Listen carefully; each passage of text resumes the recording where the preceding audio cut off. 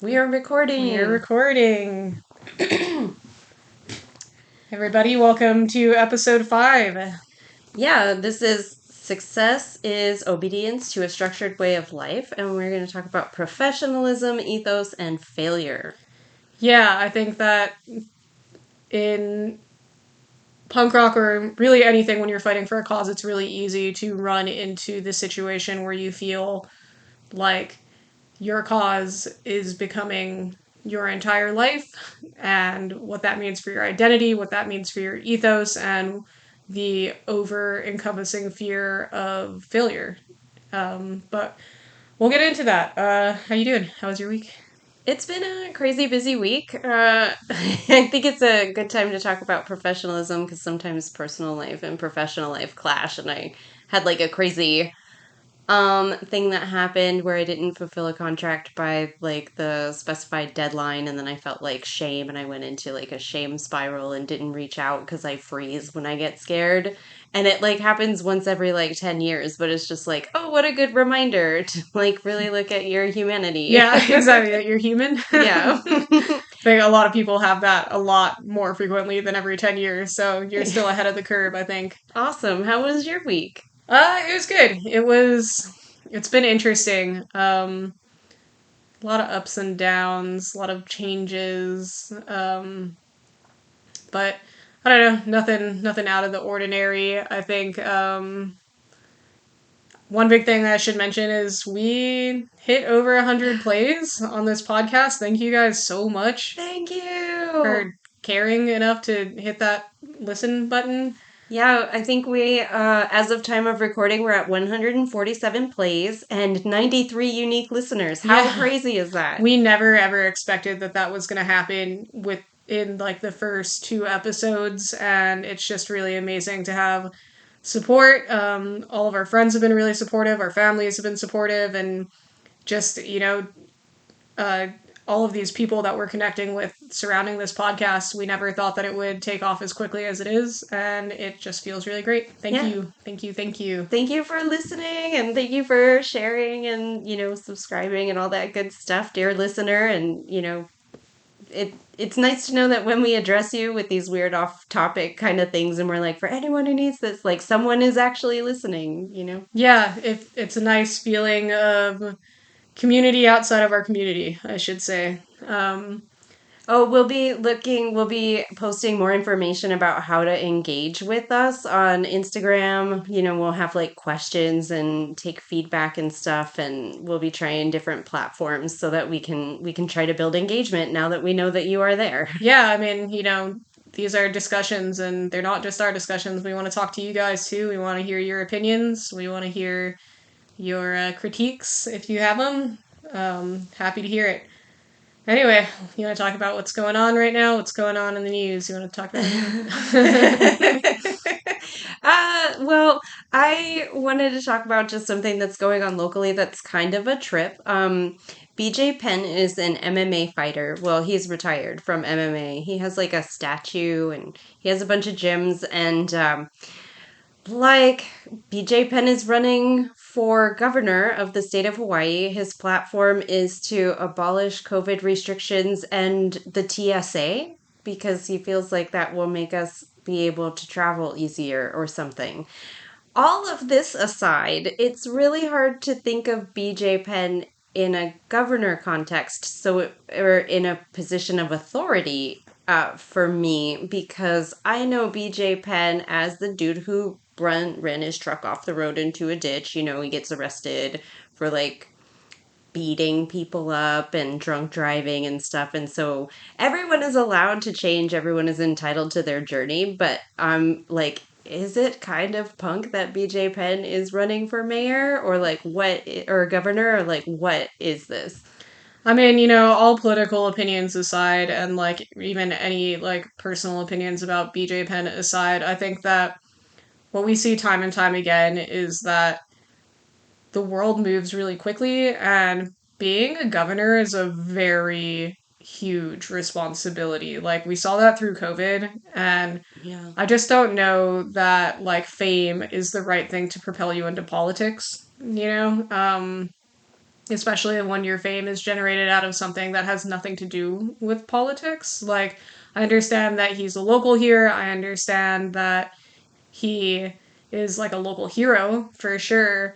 But like, I don't know if I can like, I don't know if I could see that coinciding with like what it's like to have to make a decision during like a global pandemic, you know? Yeah.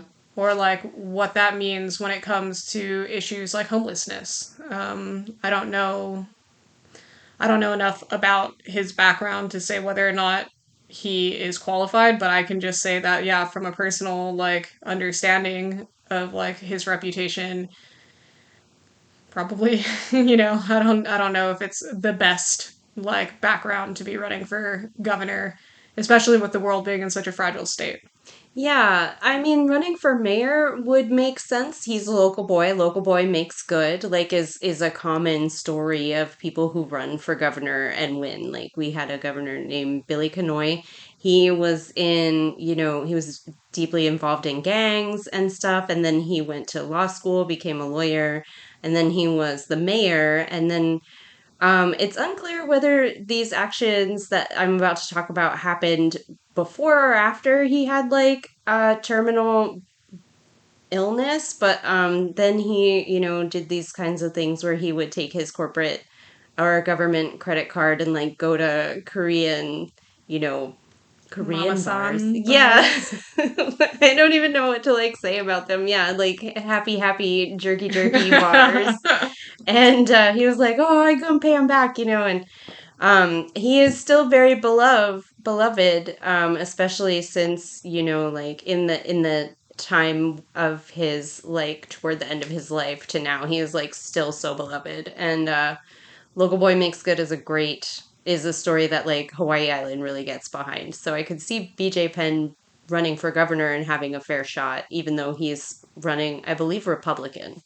Yeah, well, I mean, we watched it happen with Trump, right? So nothing's outside of the realm of possibility these Yeah. days. It's terrifying to say, but I mean, fame propelling people into politics is not a new story, and it's been a successful story for a lot of those famous people who took that route. So that I Yeah, get Ronald Reagan was famous too. He was an actor. Schwarzenegger. How long Yeah, was? oh, Yeah. my bad.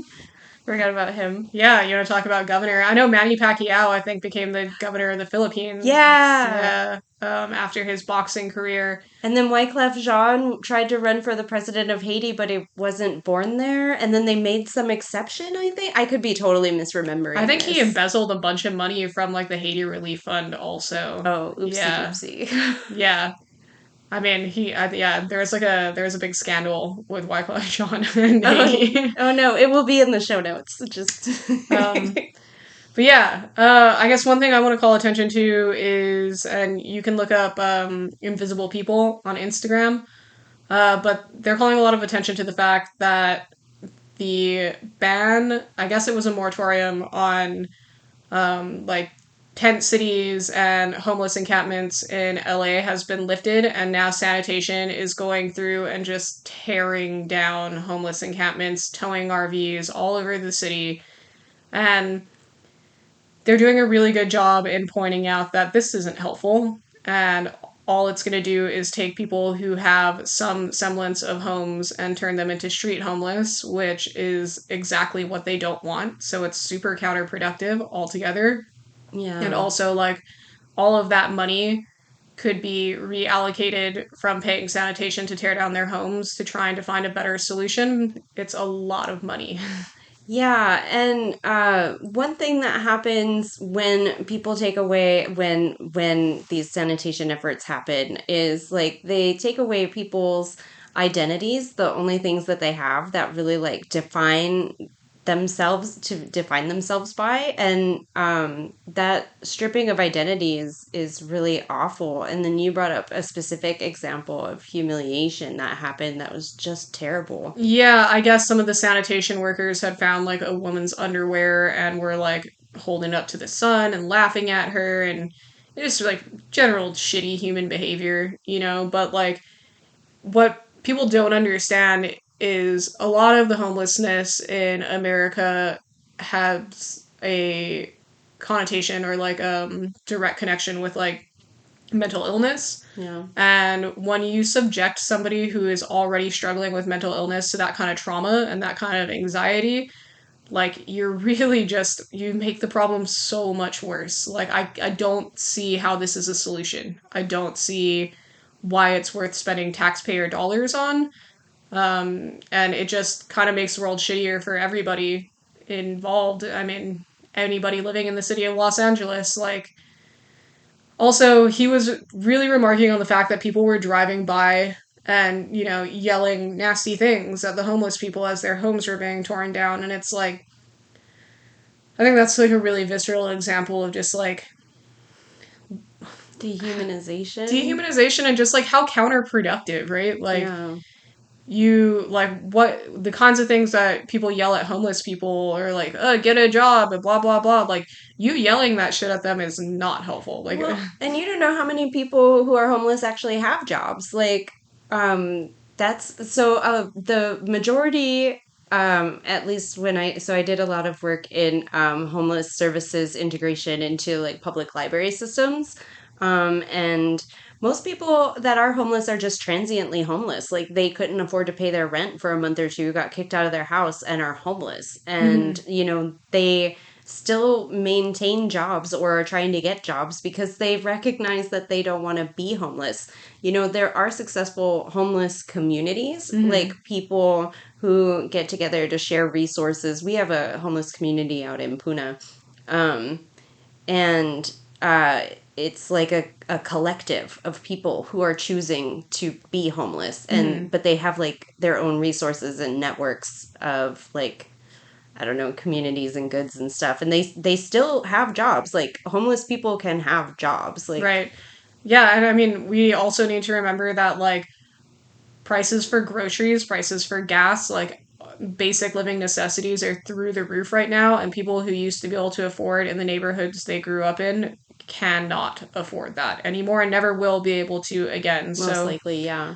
why strip away what they are capable of? Like most of these people are just trying to exist in the place where they've always existed and trying to live in the environment that they understand. So I don't know. It just seems like useless trauma inflicted on innocent human beings. And yeah, if you guys want to find more about it, there's plenty about it online right now. Like I said, Invisible People is doing a lot of coverage on the whole situation. So if you want to find out more, you can go check that out.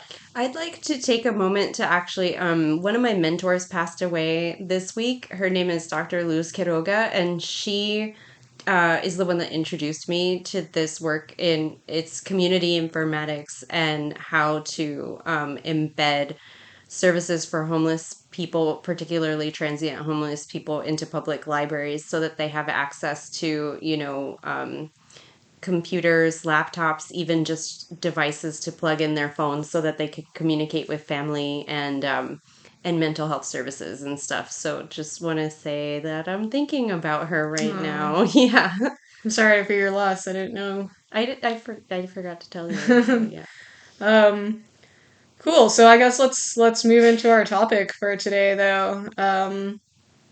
Yeah, we You have a really good summary of it that I think is really cool about selling out. oh like this like definition of punk rock Yeah. ethos here. Oh, is that what it is? A definition? Yeah, so I guess like define the punk rock ethos is primarily made up of beliefs such as nonconformity, anti-authoritarianism, anti-corporatism, a do-it-yourself ethic, anti-consumerist, anti-corporate greed, and direct action and not selling out in quotation marks. And I think that actually is a good segue into like what we're talking about because like the definition of selling out, right? Like there's a dichotomy between being a punk rocker and being a professional, I think, in a lot of people's minds. And so, what selling out has such a negative connotation on it. Yeah. And, like, whose definition is it, right? Like, Yeah. Yeah, okay. So I guess let's start there. Like, what is selling out? So when, you know, I was a kid, like selling out is like turning your back on your morals and values for money. mm-hmm. And I think that's what most people associate with selling out. But what gets really hard to uncouple is it the money that makes it selling out, or it, because it should be the compromising of your values and your morals, Right.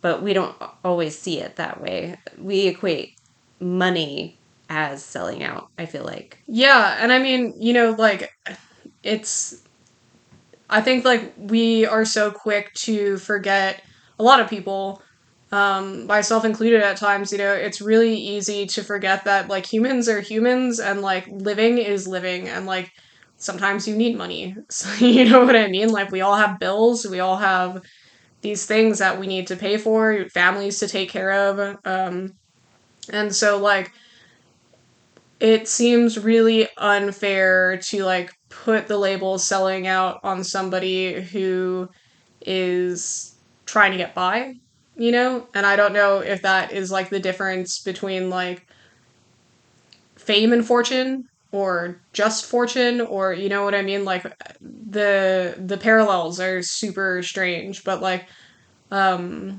actually like brings up like I think we set impossible standards for ourselves a lot of the time and like I think when you have this ethos that you're so committed to, because like, yeah, that's a great ethos to be committed to, and I agree with that definition of like a punk rock ethos, except for the fact that like, how do you live to that standard all the time when you exist in a society? Like, how what does it like mean to be a punk and to be anti anything if like you are subjected to living in a society, right? Like Yeah.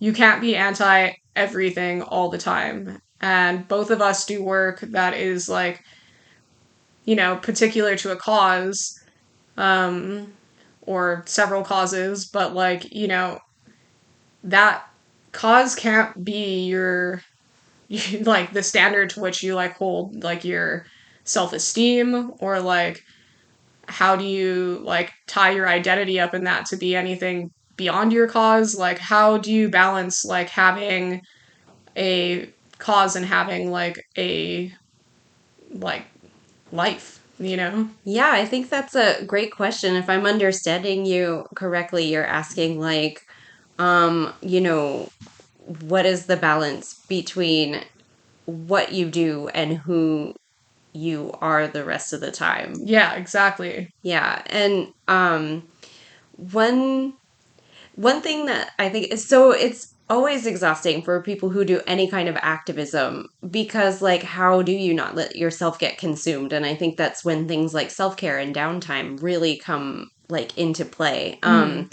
Because part of our impossible standards are, they also include like pointing out injustice, you know, not like a social justice keyboard warrior, you know, but Mm. just being like, this is not cool. And if it's in the realm of like where you've decided to do, you know, your work, it's really hard to like ignore it. Yeah.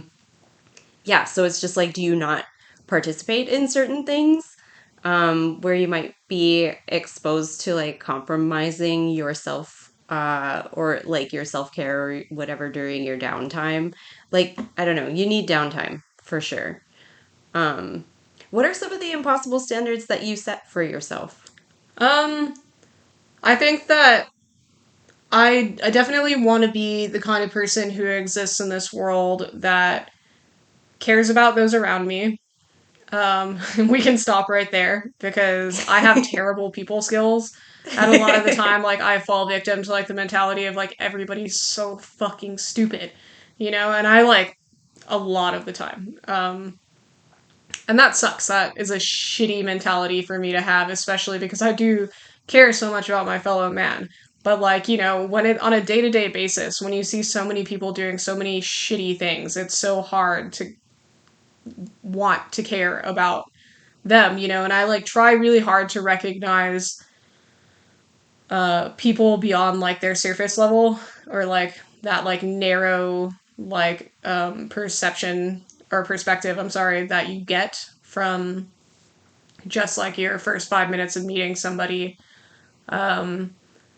And I really try to empathize with like, okay, maybe this is just the day they're having today, or like they probably have some good qualities in there somewhere. But yeah, I'm really bad at that, and I get down on myself a lot for that. And there's a lot of things that I care about and a lot of efforts that I put forth in my professional life and a lot of efforts that I put forth in like my personal life that I can't uphold all the time. Like zero waste is like a big one, right? Like Oh, I would love to be zero yeah, waste. me fucking too. I would love to not participate in Amazon, as like a Oh, me customer, too. Yeah, but you you know. can't. We live on the big island of Hawaii and free shipping is not a thing here, and like with the cost of how much everything's going up, like free shipping is that they have us by the fucking short and curlies, you know what I mean? Like just fucking gotta use Amazon. Um and I get really disappointed in myself for that. I think even social media is like one of those things where like god, I think it's so fucking stupid, but like I want to be a part of it because I want to be in touch with my friends, and like I feel like I have weird internal conflicts about that as well. Um, just because it is such bullshit, it like creates such a unrealistic view of like your life. I guess it depends on the way that you use it, but yeah, I hate it and I use it all the time. So I guess those are the ways in which I'm a hypocrite. But no, those are the impossible standards that I set for myself, though, right? Like I'm not I'm not doing any of these things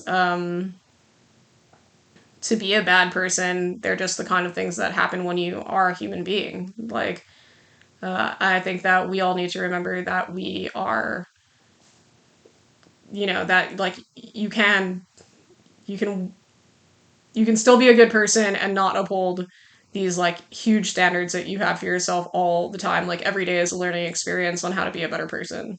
What about you though? What do you? Well, my big one is not failing at things. And so like my worth is intrinsically tied to external validation in my career because that's what I want to be known for is like the work that I do. Mm-hmm. I want to do good work. I want to do good work all the time. I think a lot of that comes from too um like it's such a weird thing because it's so anti-punk, but like if I just show up and I excel and I give like way more, it's more abusive mentality. If I give way more than is asked of me, then I will be worth something to Mm-hmm. these people, like something worth sustaining, Mm-hmm. some kind of like permanent income or like a raise or, whatever. Um, and so I'm trying to like break that um, mentality of always being like achieving. Like right now I'm like, can I meet instead of exceed? Mm-hmm. So that's my new impossible standard is just to meet things. I, like you, also, it took me a long time to see people as people. Like, people used to just fulfill, like, a role in my Mm-hmm. life. Like, oh, this is my boyfriend. Like, they're accessories, this is my boyfriend, this is Sure. my best friend, this is my boss. And then they fill all these, like characterizations or stereotypes or whatever. But when I met the Mister, I used to put my standards on other people. Like, I don't know why they're failing at this. It's so easy, da da da da da. Like, not Mm-hmm. taking into account their experience, their comfortability, their like desire or need to reach out, what's going on at home. Like, not seeing people as holistic people. But like very on in the beginning of our relationship, my mister was like, it's great that you have high standards for yourself, but you can't put those on other people because Mm-hmm. they're not you. Um, and I think just kind of really managing, like, okay, well, sure, I expect me to do, you know, whatever it is, edit a magazine, like in X amount of time or whatever, I think was the project at the time. And like, but the person didn't have the same skill set that I had. So of course there's going to be like a learning curve. And I'm not really a fan of lying to get a job, but most people lie to get jobs. So maybe this person said that they could work with Adobe when they couldn't or something. Mm-hmm. So I don't know, impossibly high standards. Uh, are a thing that are now breaking down as I come face to face with my humanity, working like 3 jobs and being on the job market. Like, I Yeah, am gonna fail. I am failing. And then how do I reclaim my self-esteem in the process? sure. Yeah.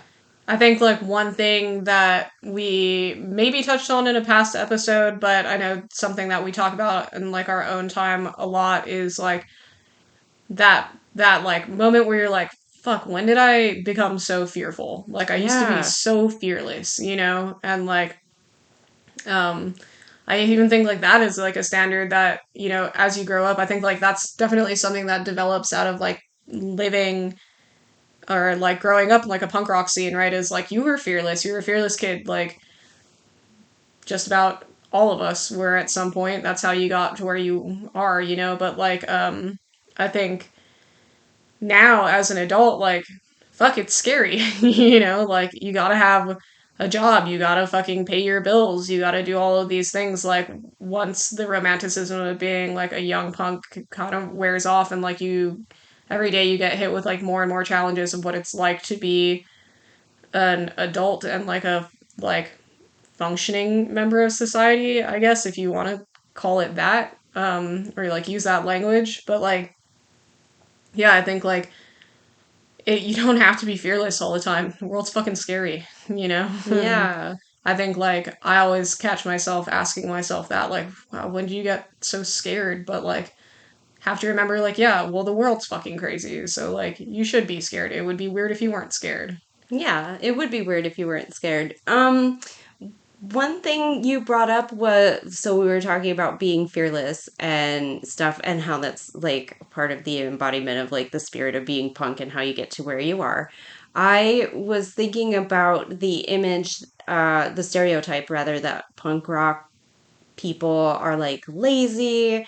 You can't trust them. Like you would never Hmm. want to employ someone that was punk, because they might steal from you or like trash your image, or all these just negative, crazy negative things that are portrayed in the media and stuff. I was wondering if you were ever lazy, because I don't think I was ever lazy. No, I don't think that.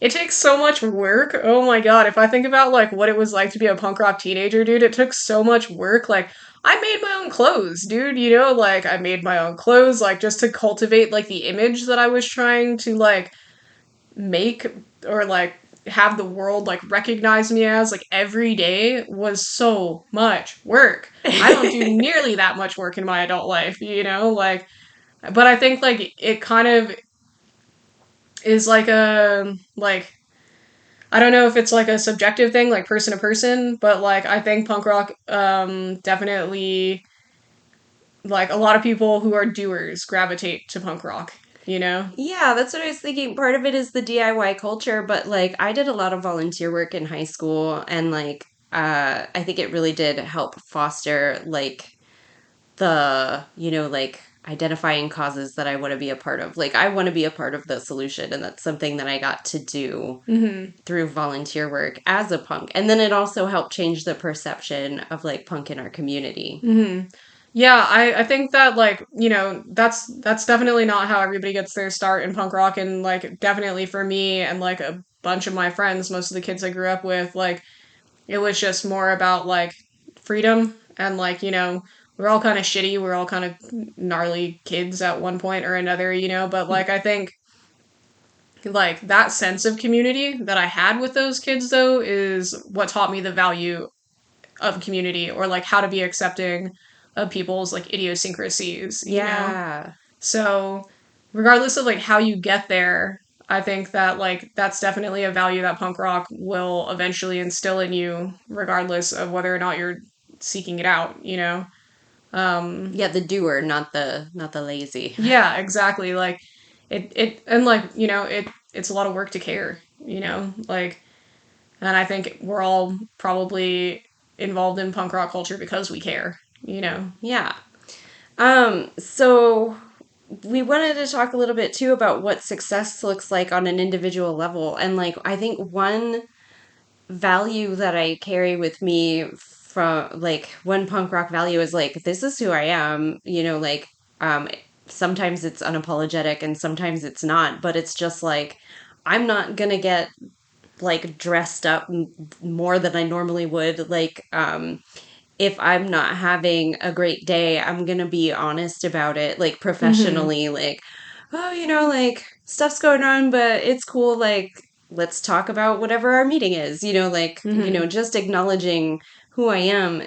It helps to honor like me authentically. So, like, I think for me, like success isn't manufactured, and that's like, or it's not a manufactured presentation, which is something I still feel like happens in, traditional media, Mm-hmm. especially social media with everyone trying to put on their best face or whatever. Like, I think that, yeah, that's one thing that I struggle with social media is like, if I don't have anything going on, I'm not going to post anything because I don't really want to manufacture something that isn't there. Right. Yeah. Yeah.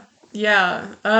Success is interesting, because like I think that it in itself has its own kind of like um mythos about it, like the titular line for this episode, like success is obedience to a structured way of life. Like, yeah, um I think that is like the mythos around success, right? That you have built some kind of successful life based on somebody else's standard of what success looks like. Yeah. uh, Success for me is super romantic, I think, in like the sense of like, I think the most important thing for me in my life to define success is that I am not wasting my time.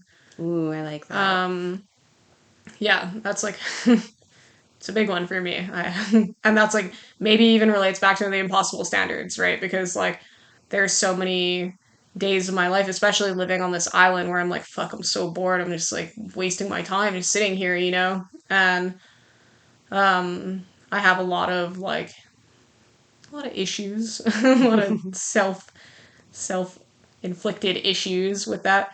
But like, yeah, for me, like I think my overall definition of success is going to be able to look back at my life at the end of my life, wherever that may be, and just say I used my time, Hmm. Um, and so like professionalism, like when professionalism comes into it, like everything that I do has to fit into that idea of success though. Like I'm not going to do anything I did for a long time. I waited tables. I did jobs that I fucking hated, And there's nothing wrong with doing that. It's just not my idea of success. And as a professional and being in the field that I work in, like the reason that it was appealing to me at all was because at least like my job was going to be writing for a cause, you know?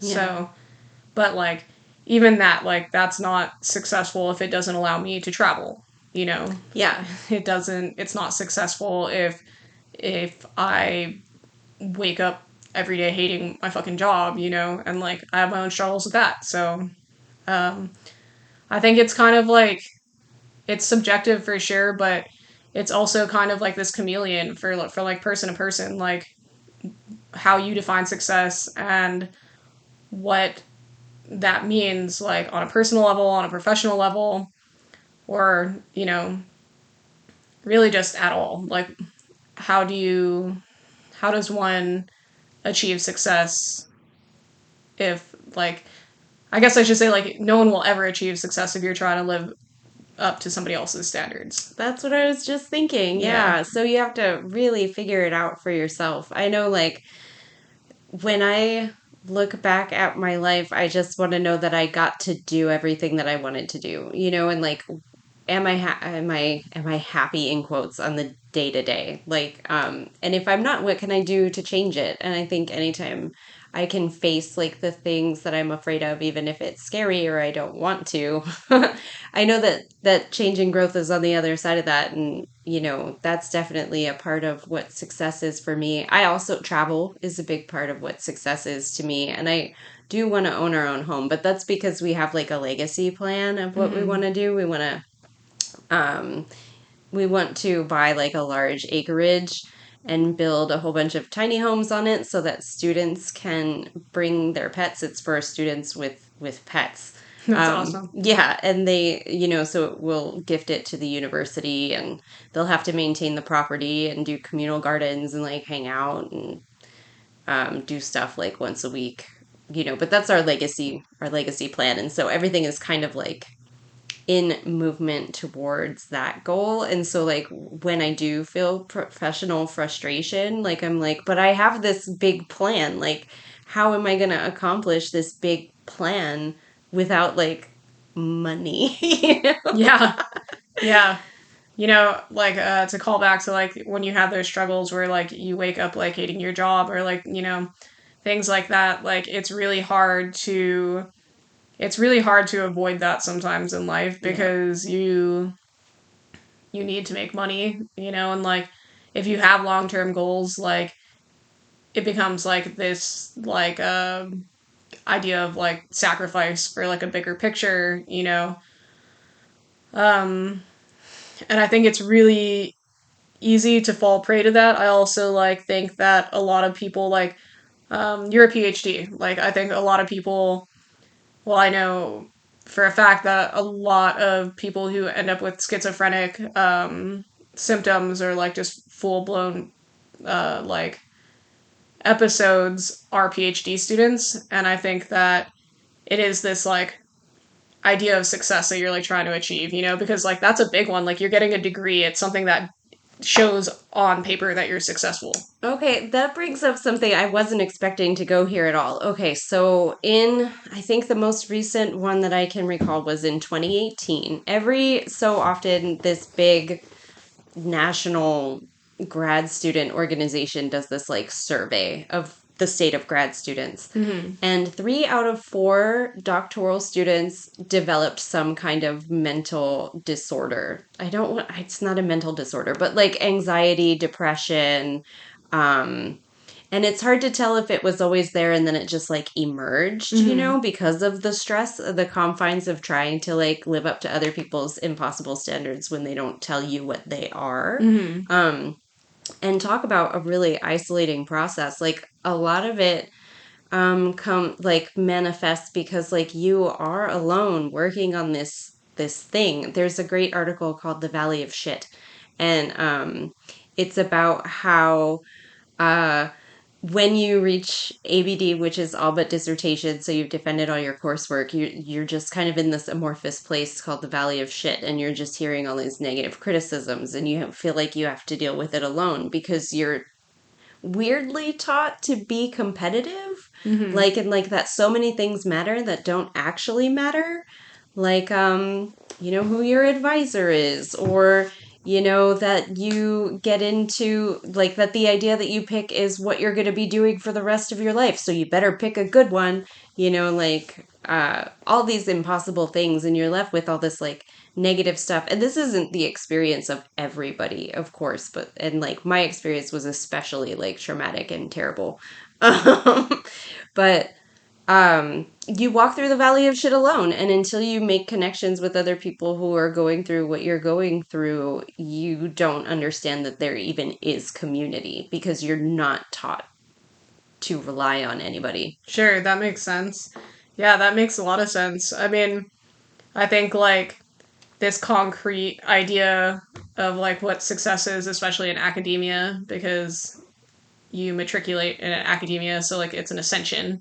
Hmm. Um, there's like that's a really gnarly like idea of like somebody else's success because you're literally like putting yourself into the position to like learn somebody else's material, and like you're tested on how well you know that material, and like basically everything that you do for the rest of your life in academia is just going to be like a ascension from like where you started to like where it goes until you retire. And like even then, like, do you retire with a doctorate? Do you retire like, did you fail if you only got your bachelor's? You know what I mean? Like where does it, like, where where is like the true line of success there, right? Yeah. And like I said, I think that's subjective from person to person. Yeah. um but like I think that's like a good place to like talk about like what it is to feel beholden to the thing that you want to be successful in. So, like, whether it's your ethos or it's your identity or your cause, like, when you feel beholden to that in a way that's detrimental. Yeah, you become like a slave to it. Yeah. And I think that happens a lot for a lot of people. Like, I think, you know, the idea of success causes a lot of anxiety, that's for sure.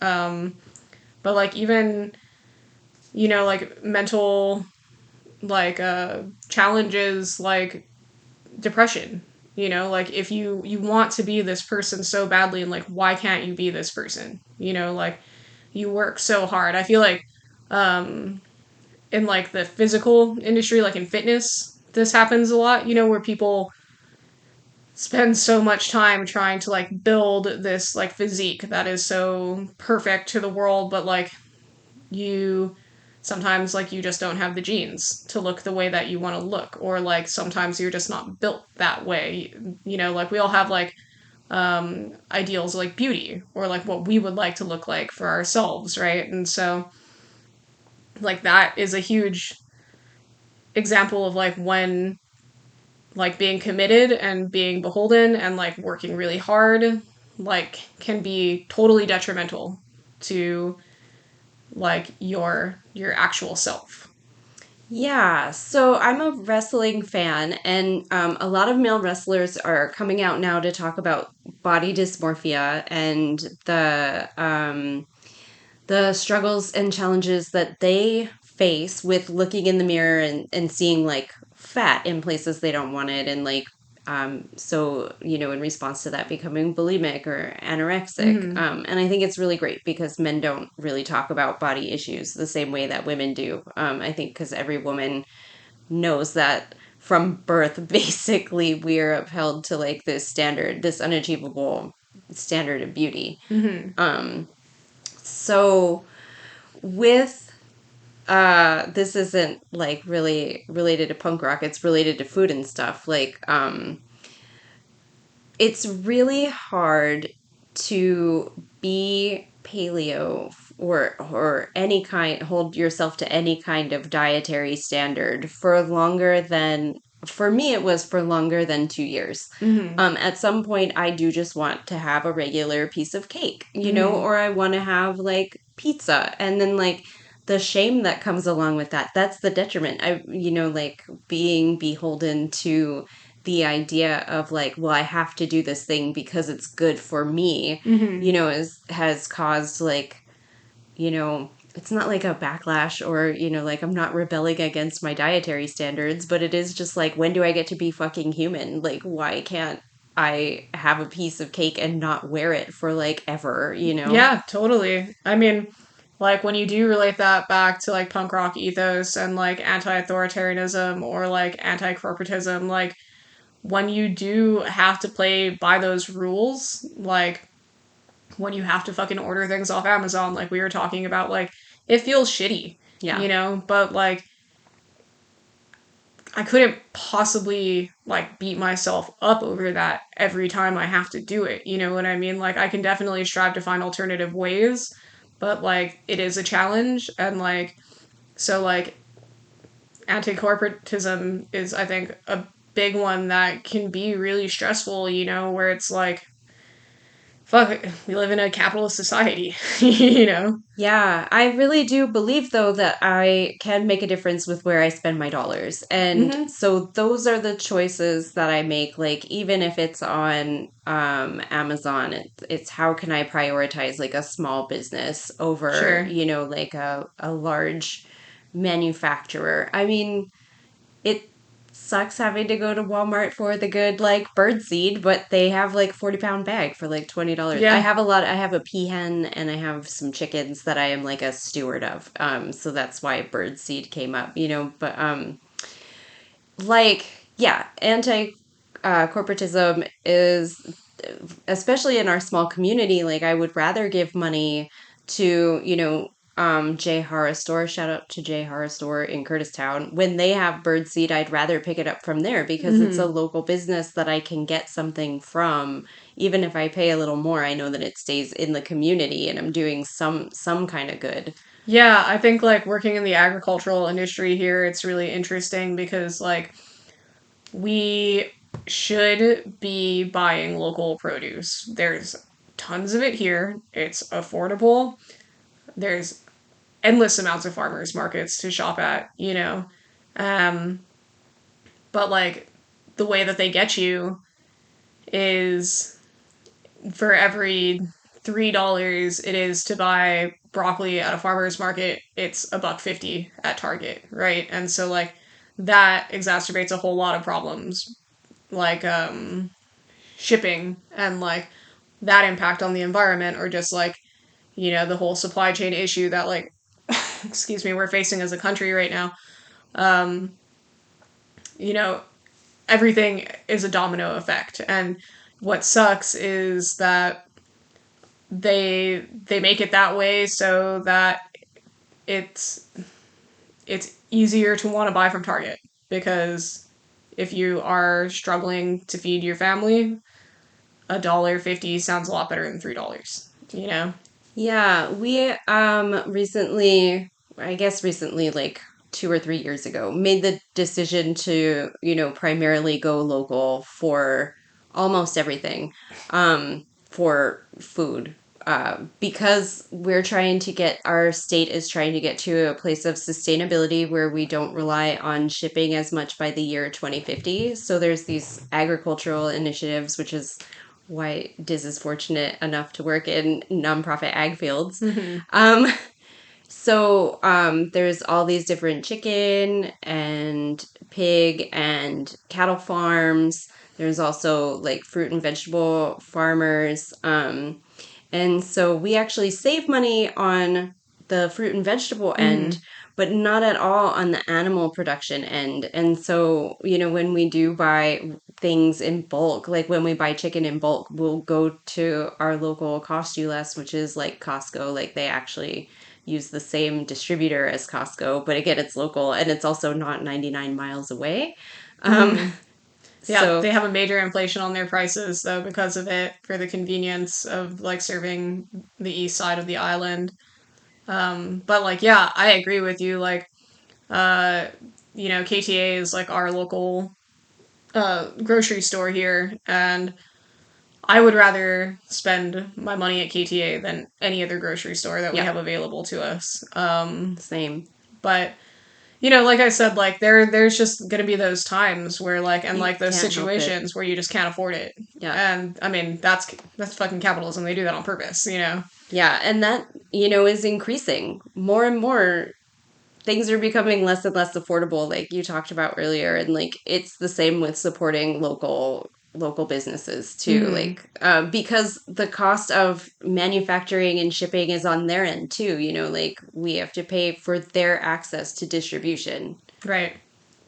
Yeah, I mean, so you know, like that I think like on a personal level, like all three of those things tie in there for me. Like that's ethos, that's identity, that is cause.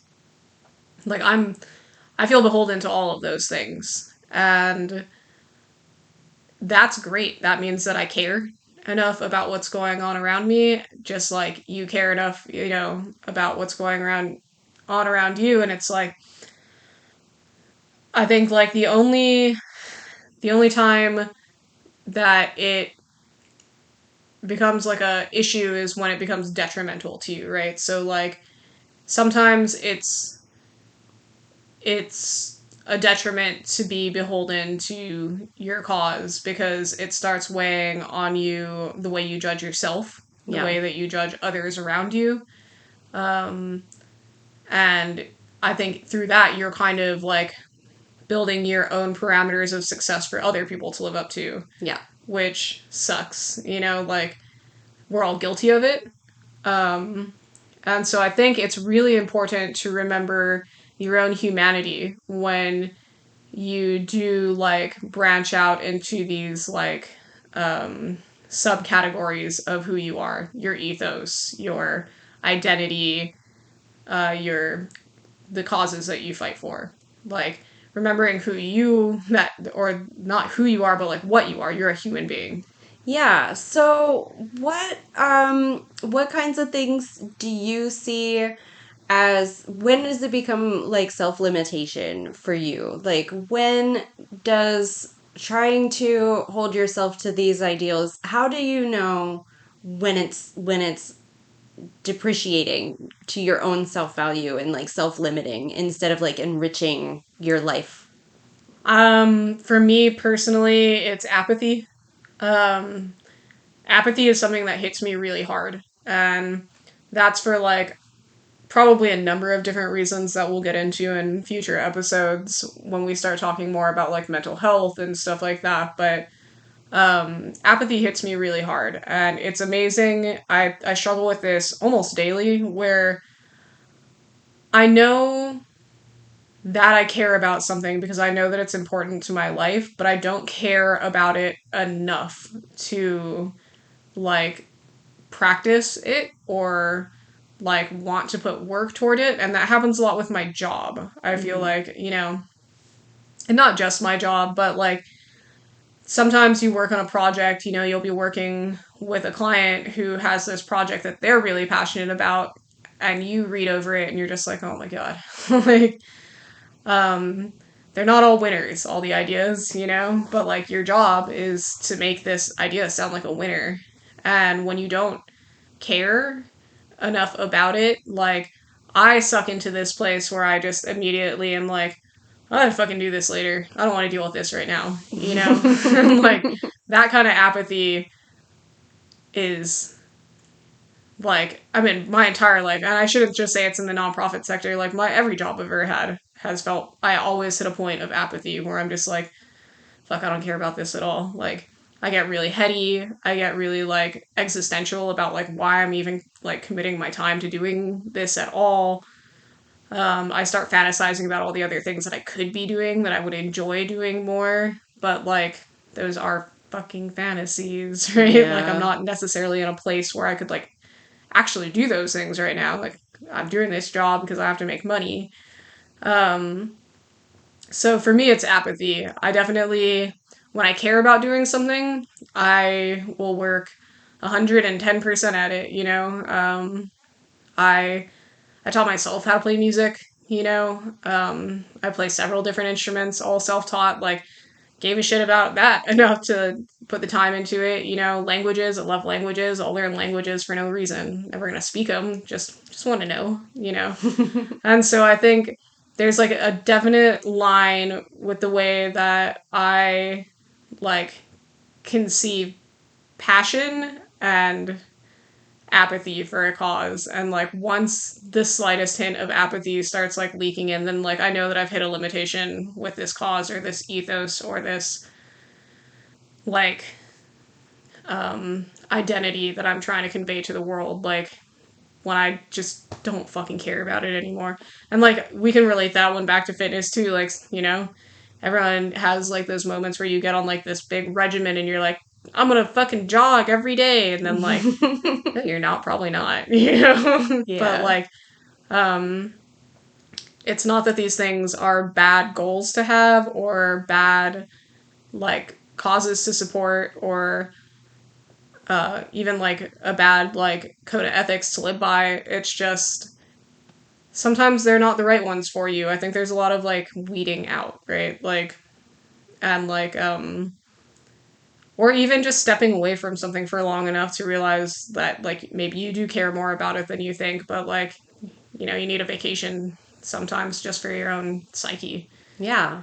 That makes a Um lot of sense. yeah, what does self-limitation feel like for you? Um, that's a good question. So I'm one of the 3 out of 4 students in 2018 that identified with developing anxiety through my doctoral program. Oh, Probably more on that later. So later down the line in episodes, not later today. So for me, I get really anxious. If I'm trying to like conform to something. So there's a couple of things that I know about myself through going to therapy. I highly advocate that people go to therapy to improve their relationships with themselves, work on things that like don't make them feel good about themselves, or like if they want to improve their interpersonal relationships with others, like because we aren't taught how to do that in school. So I go to therapy. Therapy is amazing for me. It may not be for everyone, whatever. But so I get really anxious when I'm trying to live up to other people's standards. I think I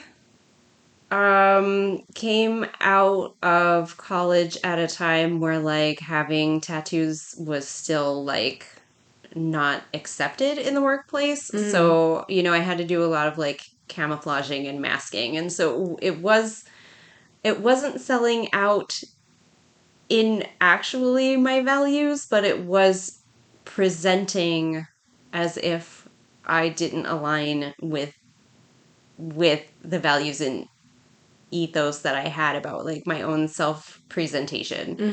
Mm-hmm. Part of that is because I worked at a nonprofit. I worked at the Girl Scouts, um, and so I would get tattoos, but not anywhere visible. Um, when I started working in the university system as not a student, I wore jackets all the time. It was also really cold because air conditioning is really cold, so it wasn't that big a deal. But jackets, and then people would see my tattoos and they're like, oh, you know, that's okay, right? And I would be like, no, I didn't.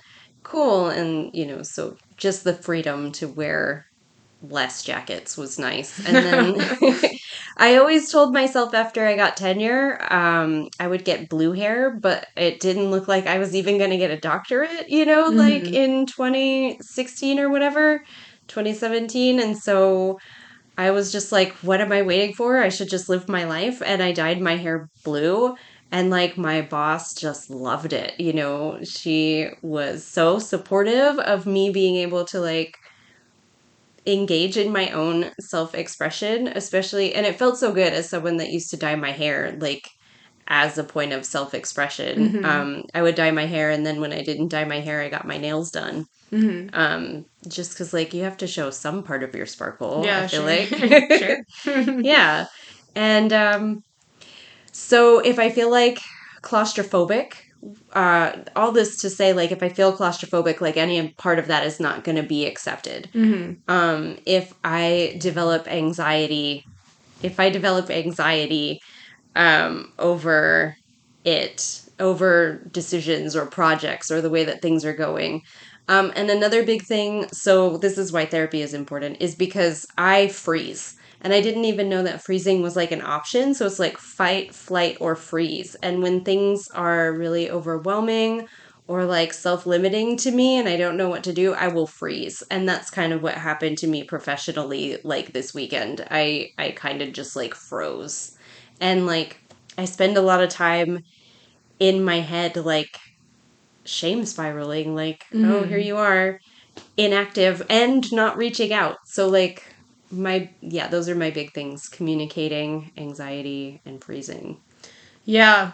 It's really interesting, like the way that um I think like when you when you do hit like self limitation, like the funny or I guess ironic thing about it is a lot of people like just suck into themselves, you know, which is like that's like the person you're mad at. So it's funny that like you do like so many people cut themselves off from like the world around them to like feel these feelings of like angst or like anxiety or like depression, and it's just really ironic that's like how so many human beings handle that situation, you know, where it's like I bet if you like talked about it, you know, probably to like your peers or like, you know, just reach out about it, like it would probably get resolved a lot faster. I think like the most powerful thing that like human beings can hear is like me too, right? Yeah, Like um and so I guess yeah, just a reminder to people that like when you do get into those states, if you hit like self-limitation and your cause, ethos, or identity does become detrimental, like it happens to everybody, and like you know don't shut down because of it, because that's when it actually gets unhealthy. It's when you start shutting down. yeah. Don't shut down. Reach out. Yeah. I mean, that sounded so cheesy, but yeah, it's the truth. It is the truth. I mean, um because like yeah, a lack of structure does not equal a lack of professionalism or capability. Um, it does not, like, some people don't know what they're doing for like a long term goal, right? Like, I was like, we could just leave it at some people don't know what they're doing. full stop. But like, yeah, like a lot of people don't have plans. I don't like to have plans. It's never been like my MO in life, you know? So like, I think it is important to remember that, like, you know, I have like a career path that I'm on, or like Alicia has a degree, and like all of those things like sound like we have like these like carved out paths that like we're on. Um, they're not nearly as structured as like the like overall summary of them would make them seem. Yeah, we're not. So there are favored people that do have like a carved out path, and Yeah. I have never been a favored person. Yeah, Like, sure. Ain't no fortunate son. nope. Yeah, so I guess, yeah, just remembering that, like, a lack of structure, like, if you're figuring things out, like, try things, you know, try all the things, because, like, that's not a waste of time, by the way. Like, if your idea is, like, my idea of success where you just don't want to waste your time, then, like, just keep trying things. That's never a waste of time. Yeah, because everything that you learn that you don't want to do is something that you learned. Right. Like, you don't have to worry about if you're going to be good at it, if you're going to like it, because like you're just in the act of doing it, you're getting more information about yourself and the kind of life that you want to build or have. Yeah, and, like, you know, if your idea of success is having like a carved out plan, then like I feel like you're going to have a lot more anxiety going that route, probably, but that doesn't negate the fact that it's totally a valid way to live your life, and like more power to you if you are capable of like compartmentalizing yourself that way. But like as a professional, like from a professional standpoint, like a lack of structure is healthy. It's creative, I think. It invites new ideas and inspires critical thinking. And then from like an ethos standpoint and like your capability of like what you can do, like we touched on this on an earlier episode, but like anything you can do is worth doing. So if you don't have like a particular cause that you're fighting for, you don't know like what cause is your fight yet, like try them all. You're not wasting your time. Yeah. We talk a lot about how we believe in purpose for ourselves, and not everybody does. One of my friends just posted something the other day, and so I did want to acknowledge that this idea is valid. Like that purpose isn't for everyone, Mm. and not everything has to have a purpose. And that's okay too. If you are experimenting, with like causes or jobs, like it doesn't have to be this thing that's pregnant with meaning if that's not like what you want. We Diz and I are very purpose aligned, and so that is important to us, that we're doing something in the realm that we want to work in, or that and we can make a difference, or make a dent, because difference is hard to see sometimes. Yeah, totally. I mean, even a dent is hard to see sometimes, but I think like um in the smallest ways, when you see the effort you put forth like come to any kind of fruition, that's worth seeing, like in anything that you do in life. Like so I think when we like talk about punk rock ethos, and we talk about success, and we talk about all of these defining characteristics make make up, an identity. If you identify as a punk rocker, if you identify as a professional, if you identify as whatever you're identifying as, like, I think like one of the best things that you can do is like remember that like picking and choosing and like carving out your own path is the most punk rock thing you can do. That's right? what I was thinking, the most punk rock thing. Yeah. I think before we wrap it up, I do have a question for you, which is, did you ever feel like a sellout? Um I don't know if it was like a sellout kind of situation. I can tell you like this is like we can get further into this another day, but when I was about 18 or 19, one of my close friends committed suicide. And I'm sorry I to think hear at that. that point in my life, I got really, really lost and I questioned everything about who I was. Like, I even went to church a few times just to try to, like, find some kind of fucking meaning to it. You know, I think, like, when you experience tragedies like that, it's human to want to get an understanding of the situation. And sometimes there is no understanding of the situation. And I think like there was like a little bit of a period of my life where I tried to pretend like I wasn't this person. And I can tell you it was the most unhappy I've ever been. I felt lost and confused and just full of shit all the time. It wasn't until I met my mentor, actually, who's one of my best friends, Katie, and my partner, that like which I was probably around 21 at that point.